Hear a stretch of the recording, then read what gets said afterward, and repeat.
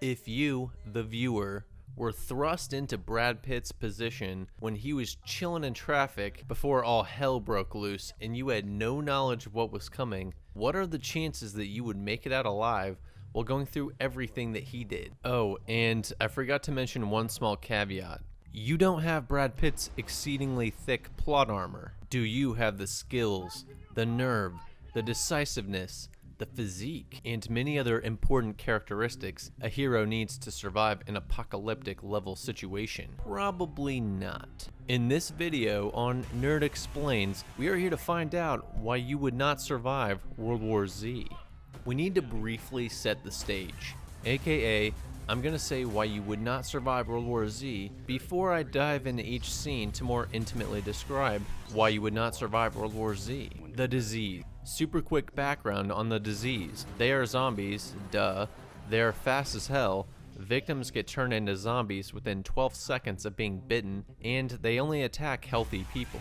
These zombies are basically on one of the highest difficulty settings, not your garden variety Shaun of the Dead zombozos. Location. Being in a large city when a zombie outbreak occurs already drops your chances of survival to 1%. Not knowing about a zombie outbreak ahead of time, not having any time to come up with a hasty plan or get supplies, and being completely taken by surprise in a large city puts your chances at about 0.1%. I'm guessing you, the viewer, have watched zombie and apocalypse preparedness videos, but haven't done anything to actually prepare. That's bad and good news. While you are still completely unprepared, at least you have some knowledge of what you're dealing with and how to deal with it. Don't get me wrong, you're still 100% screwed, but at least you think you'll have a chance. We'll explore the vast amount of your shortcomings that will lead to your death in just a bit. And I want to be clear, this movie might be rated PG-13, but your death will certainly be NC-17. Family. Having kids and a wife increases the difficulty to veteran level. If you don't pull it 28 weeks later and abandon them, you'll probably die. With the stage set, let's jump in to the specific scenes where we find out whether or not you would definitely die. Right before we jump in though, if you find these types of videos entertaining, consider clicking the like and subscribe buttons, as it really helps me to make more. Mack Truck Massacre. A Mack truck conveniently clears a path for you by plowing through a line of cars at full speed, ending everything in its path. It just so happens to not be your lane. Right. It's actually highly likely that the truck plows through your car instead. You haven't even seen one zombie yet, and you were already dead from a car accident. You didn't even know it was the apocalypse, and you already died. Not a great start. Getting groceries. Going to a grocery store in a zombie outbreak is probably necessary in this situation. Man, it's just such a bad idea. See, again, this is where having a family gets you killed. You had to get medication for your daughter. I get it, I wouldn't let my daughter die from a pre-existing condition either, but this would almost assuredly get you killed. Honestly, some stressed out noob popping shots off with a pistol over 7 yards away is actually going to be extremely inaccurate and probably won't hit you. But if you got a gunshot wound in a zombie outbreak, you are 100% dead in a couple hours max. A nice young gentleman pharmacy when the store is literally an hour from being swarmed by zombies. There's still the right medication left on the counter. Yeah, that's not happening. Keep in mind, this isn't The Walking Dead where you have time to think. This is an exponential disease where people turn in 12 seconds and sprint to their next victim. It spreads really freaking fast. Every second matters. Every breath you take standing in the same spot is a breath the zombies took sprinting towards you and infecting others who will also sprint towards you. And they are closing about a football field distance every 20 seconds, roughly. Considering there are airports pretty much all over Philadelphia, This gap would be closing in from every direction potentially. You have no idea if you are running away from or towards the zombies. The sleepover. You aren't a renowned United Nations investigator who has a VIP pass to an aircraft carrier. You are not an expert on highly contagious epidemics that cause complete chaos and destruction in societies, and you don't know that you need to keep moving and not shelter in place during these types of crises. And come on, Brad Pitt, let's be real. That advice is only relevant if you have an option of a helicopter evac, which you, the viewer, would not. You would easily make the wrong decision to stay because it's easy and it seems safe and you don't have an aircraft carrier on speed dial. So given that you're staying, what are the chances that you don't make a noise, cough, sneeze, knock something over, or do anything that attracts the attention of the dormant zombies across the hall for the months and months it would take for the zombies to starve to death? And if these apartments are anything like mine, the walls are pretty thin. Oh, and you'd probably starve to death faster than the dormant zombies.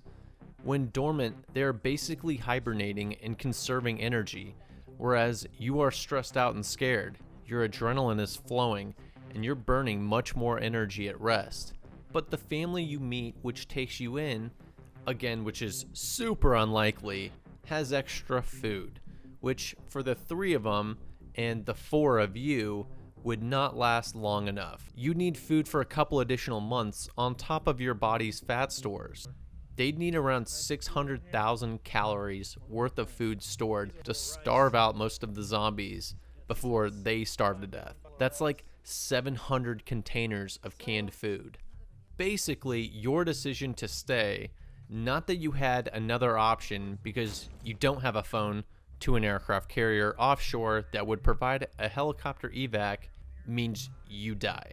Oh, and another quick note, when Brad Pitt did get to the aircraft carrier, in the background you can hear a radio operator telling units on the ground that they cannot provide helicopter evac at this time. So even if you did have a radio, you still could be denied, which means you're still dead. The Stairmaster.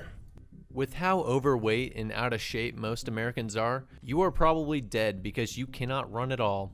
This includes gym bros too. The bench press does not help when you have to cover 10 flights of stairs at a full sprint while periodically fighting multiple zombies to the death. In that scene where Brad Pitt, aka you, gets the zombie money shot on his face, but manages to keep the zombie bodily fluids out of his orifices, thus preventing infection, is highly unlikely. Getting to the chopper. Flares were absolutely crucial to being spotted by the helicopter evac. If you didn't have the forethought to obtain flares, or you didn't have access to any flares, or you lost them on the chaotic way up the stairs, the helicopter probably wouldn't see you in time before all the zombies in the apartment ran up and overran you. And back to when you got blood on your face, you probably also would not think to potentially suicide yourself from the top of the building because you're either selfish or you're not thinking correctly. That blood would have infected you, turned you, and you'd have killed your own family. Even if you did think to do that, the time it took for you to check yourself, a few zombies easily could have run through that rooftop door that you just left open, killing you and your family once again. And even if you stayed by the door to keep it closed, there were over 10 zombies, which are like crazy people jacked up on PCP and adrenaline, running at the door. You are not big enough or strong enough to Hodor that shit. Virologist NOOB. That virologist guy being handed a pistol when he has no familiarity with firearms actually decreases your already low chances of survival because of the high chances of him accidentally shooting you or doing an accidental desk pop while attracting all the nearby Z's. The badly timed booty call. Of course, your girl had to ring your phone and attract all the ninja zombies to your location, which is at night, while it's rainy and foggy. The special forces guys are getting taken out, you get tackled to the ground by a zombie, and in the movie, in the next moment, Brad Pitt is saved at the last second before getting bit. This doesn't happen. You get tackled by a zombie, and in the next moment, you get bit. Just like all the other Special Forces guys. Dead again. Jerusalem music concert. I'm honestly not shocked by people holding a concert with loudspeakers blaring when there are hordes of zombies surrounding you. You would not survive this apocalypse situation just because you suck, but because everyone around you also sucks. Black Friday in Jerusalem. I don't buy the whole they avoid the terminally ill. It's impossible to visually detect if people are terminally ill. So even if you were terminally ill and technically immune to disease, I'd still wager that you'd be stampeded and trampled to death by a sea of zombies like it was Black Friday at Walmart. Maze Runner 1, Jerusalem. Okay, this place is a freaking maze that's constantly rearranging itself because of corridors being blocked off, fence roofs collapsing. You would find yourself in a dead end getting swarmed 9 out of 10 times. Any wrong move and you get viciously ripped apart. How many times did it take him to get out of that alive? You only have one shot. Let's take a breather for a second. You made it this far. Well, you didn't, but if you did, what more must you do? What other impossible situations still yet await you before you can find that sweet, sweet safety? Overbooked airline. The chances of a plane about to take off on the runway, stopping for you, dropping a ladder to you, and taking off before zombies overran the plane are low. How is that plane not more full either? On scheduled flights in the US, the planes are often packed full, and a zombie apocalypse occurs and there's a seat for everyone? Nah, that plane is going to be at capacity with people hanging onto the wings and landing gear. Seriously, if you were in this situation, you'd have to hang on to the landing gear to get out of there. Nades in a plane. What are the chances that your friend still has a grenade on her vest and you know how to use that grenade? And then the chances of you surviving a plane crash, let alone the initial blast after you detonated a grenade in the fuselage mid-flight, are no doubt a bit slim. Just a bit. I mean, only 2 people survived that crash, both the protagonists. Let's just say you won't be wearing the same kind of plot armor that they are. Dead again. Maze Runner 2, The Lab. Accidentally making loud noises. Navigating the lab maze that you aren't familiar with at all. Opening doors at the last second which you don't know will open. All of these things can get you killed easily. Just the opening doors thing alone would. I mean, there's a zombie seconds behind you. If you push when you should have pulled, you die. Lethal injection. You would infect yourself with an extremely, immediately lethal disease that isn't treatable.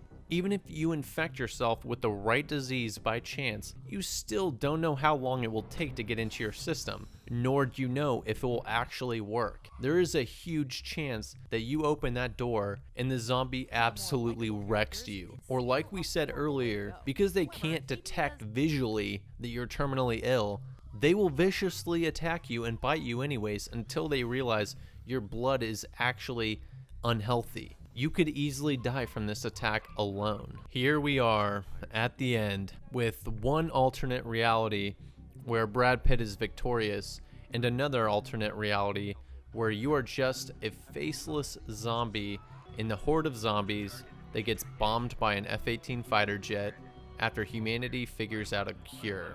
Let's just hope you never have to attempt to survive World War Z. I'm sure I missed a lot of reasons why you would not have survived World War Z if you were in Brad Pitt's shoes. Or maybe you think you would have survived a situation I talked about. Hit me up in the comments section and let me know. And while you're at it, let me know what other movies or games you want me to cover like this. Thanks for watching. Later.